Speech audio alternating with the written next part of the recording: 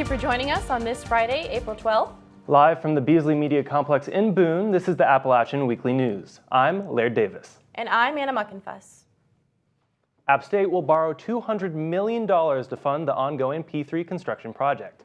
An additional $30 million will come from funds originally intended to replace Winkler Hall.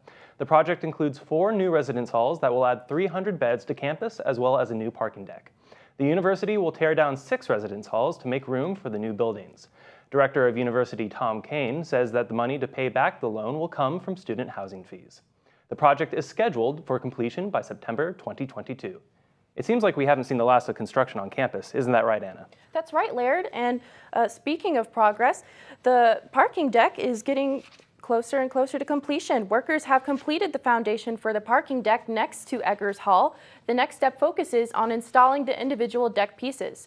Assistant Vice Chancellor Matt Dole says that it will begin to look like a parking deck over the next 6 to 8 weeks. The completed deck will hold 477 parking spaces.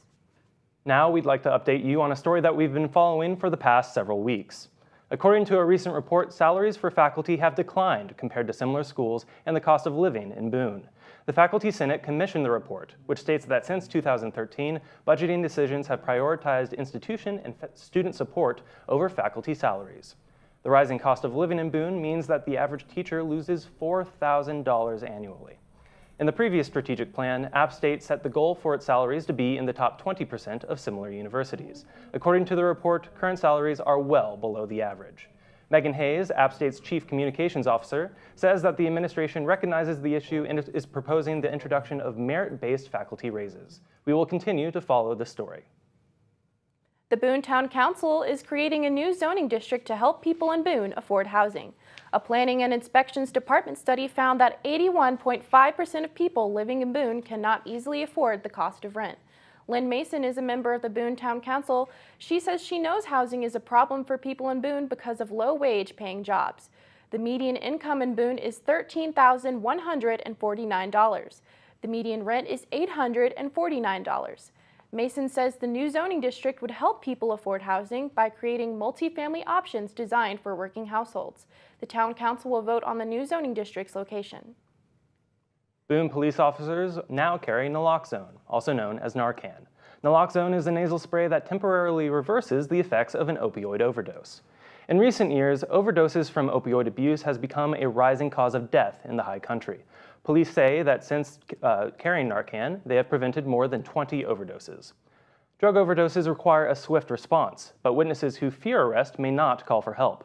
However, a law passed in 2017 protects those seeking life-saving medical assistance. Called the 911 Good Samaritan Law, it protects both the person reporting the overdose and the victim from prosecution. The Good Samaritan Law also allows citizens to carry Naloxone.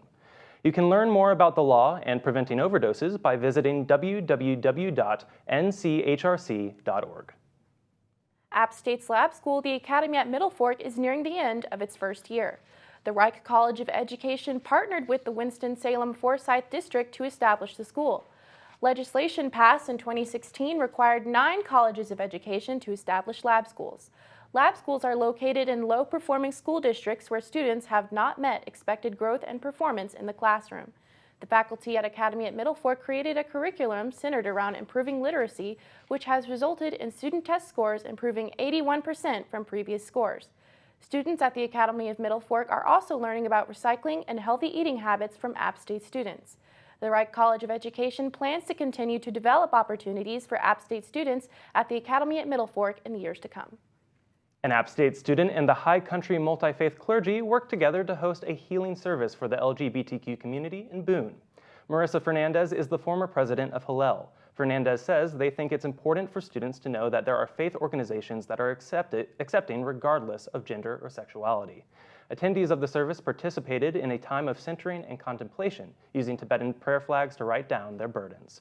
Tamara Franks, a pastor for the High Country United Church of Christ, said they believe a service of healing was needed for the LGBTQ community in Boone because of exclusion. Students who think they can't afford to study abroad need to think again. The International Appalachian hosted its annual 5K for the Landon Hill Memorial Scholarship. The International Appalachian, or NTAP, is a university organization that works to internationalize App State's campus. NTAP created the scholarship to help students with financial issues get the opportunity to study abroad. The 5K typically raises enough to send 1 to 3 App State students abroad every year. If you like to sing, the Tap Room now hosts open mic nights. Sergio Grossi is a member of the Tap Room's house band. He rocks the keyboard and picks the music for open mic nights. Grossi got the idea after visiting a bar in Greenville. He says that open mic night is something that Boone citizens need. Open mic night allows people to perform without having to feel pressure from being on stage alone. It also acts as a way for people to de-stress, especially during a rough time like finals. Open mic night is every Tuesday at 8 in the evening at the Tap Room. All right, now it's time to check in on sports with Hannah Moseley. Thanks, Anna. The women's basketball team defeated North Texas 76-59 in the Women's Basketball Invitational Championship on Wednesday, April 3rd. Just a few days after the big win, head coach Angel Elderkin signed a 4-year extension through 2023. This was her 5th season with the Mountaineers, and the team stacked a total of 22 wins, the most wins in a season in App State women's basketball history. Softball was 1-1 versus UNCG after their doubleheader at home on Wednesday, March 10th. Pitcher Kinsey Longenecker hit her 300th career strikeout in the first game, although the team lost 2-5. The Mountaineers came back in Game 2 with pitcher Sydney Holland, who helped the team beat the Spartans 2-1. The team is now 27-11 overall and will meet Louisiana at home this weekend, April 12th, for a 3-game home series. After a midweek game cancellation scheduled for Western Carolina, the baseball team beat UNC Asheville 8-2 on Wednesday, April 10th. Freshman pitcher Caleb Bauman helped hold the Bulldogs, only allowing 2 hits. He is now 4-0 on the season.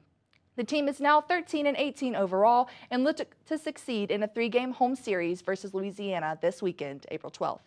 And that's all for sports this week. Thank you so much, Hannah. And honestly, it's fantastic to see all of those people out there enjoying that perfect baseball weather. That's right, Laird, and I'm looking forward to more spring weather. And now it is time for your High Country High Note. The App State football team is gearing up for next season, and for one Mountaineer, that means being put on scholarship. Sophomore punter Clayton Howell learned he was receiving a scholarship during a football scrimmage on Mountaineer Day. The surprise announcement was made over the PA system during the scrimmage. Howell's teammates were right there to congratulate him.